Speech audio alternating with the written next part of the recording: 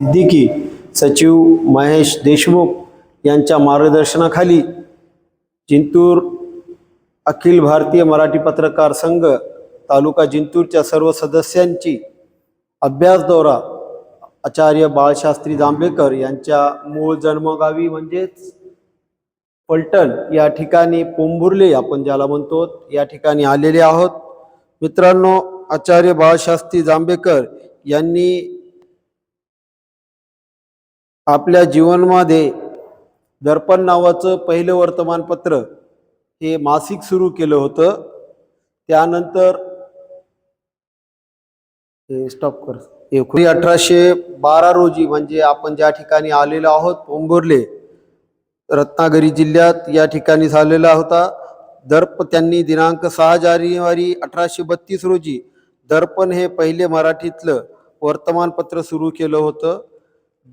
त्यानंतर 1840 मध्ये दिग्दर्शन म्हणून पहिले मराठीतलं मासिक त्यांनी सुरू केलं होतं।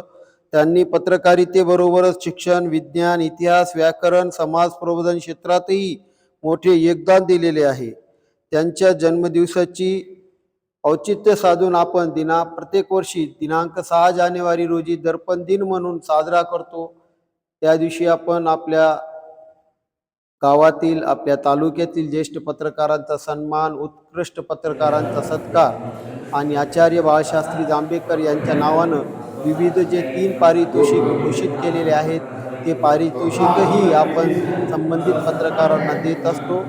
अशा महान सचिव महेश देशमुख यांच्या मार्गदर्शनाखाली बदलते स्वरूप जिंतूर या विषयावर अभ्यास अखिल भारतीय मराठी पत्रकार संघ तालुका जिंतूरच्या सर्व सदस्यांची या ठिकाणी अभ्यास दौरा स्वागत करतो।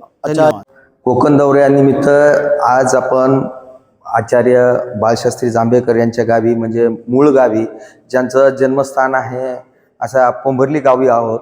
आपला आज टूर किंवा दौरा जो काढण्याचा जो उद्देश आहे की येणाऱ्या काळामध्ये जग हे यूट्यूबचं झालेलं आहे। या यूट्यूबच्या जगामध्ये पत्रकारांना काहीतरी नवनवीन वेगवेगळ्या अशा माहिती त्यांना प्राप्त व्हायला पाहिजे। त्या अनुषंगानं आपण आज कोकण दौऱ्यानिमित्त आचार्य बाळशास्त्री जांभेकर यांच्या मूळ गावी आलेलो आहोत।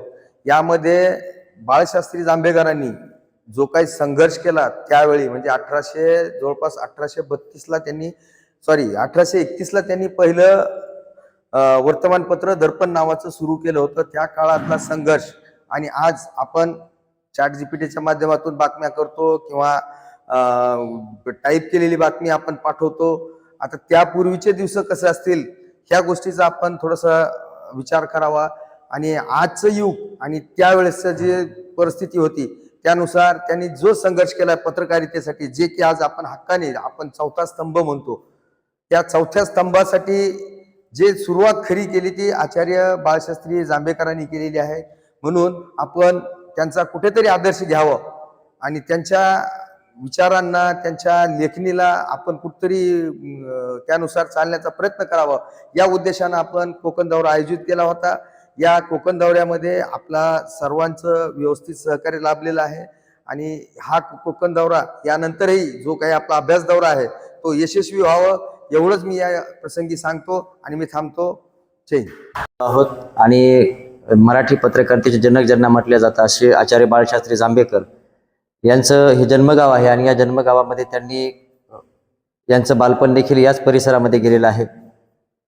कारण देशामध्ये 1818च्या नंतर ज्यावेळेस पेशवाई गेली, पेशवाई संपल्याच्या नंतर या देशामध्ये इंग्रजांचं राज्य आलं आणि त्या काळामध्ये धर्मसुधारणावादी लोकांचा जो या महाराष्ट्राला एक इतिहास आहे त्या सगळ्या धर्मसुधारणावादी लोकांच्या यादीमध्ये आचार्य बाळशास्त्री जांभेकरांचं नाव आवर्जून का घेतलं जातं? कारण एका ब्राह्मण समाजाच्या कुटुंबात जन्माला आलेल्या माणसानं या देशातल्या हिंदू धर्मातल्या ज्या काही अनिष्ट चालीरीती आणि रूढी परंपरा होत्या, ज्या अंधश्रद्धेनं हिंदू धर्माला पोखरलं जात होतं, तो हिंदू धर्मात सुधारणा करण्यासाठी बाळशास्त्री जांभेकरांचं देखील मोठं योगदान आहे। केवळ एक पत्रकार म्हणून नाही तर एल्फिस्टन कॉलेज सारख्या ठिकाणी त्यांनी पत्रकारिता सोबतच त्यांनी प्रोफेसर म्हणून देखील काम केलेलं होतं।